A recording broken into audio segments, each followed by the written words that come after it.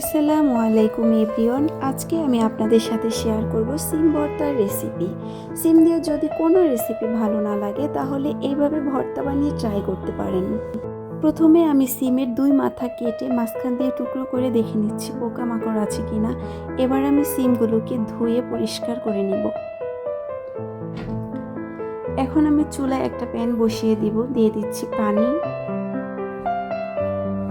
এবার সিম দিয়ে দেব।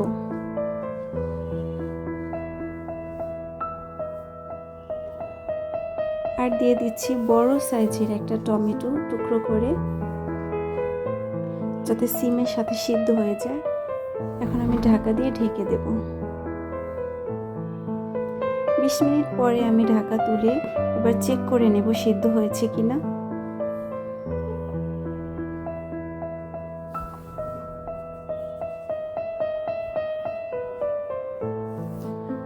সিদ্ধ হয়ে গেছে, এবার আমি সবগুলো তুলে নেব।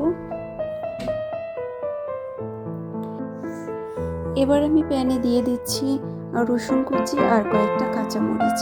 এটাকে ভালো করে একটু নেড়ে চেড়ে ভেজে দিয়ে দেব পেঁয়াজ কুচি।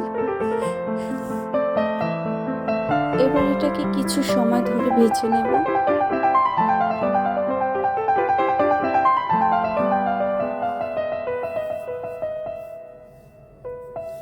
এখন দিয়ে দিব টমেটো আর সিদ্ধ করে রাখা সিম।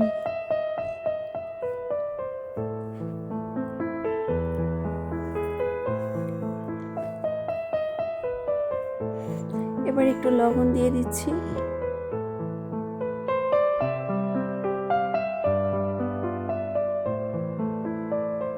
এবার এটাকে উল্টে পাল্টে একদম ভালো করে ভেজে নেব।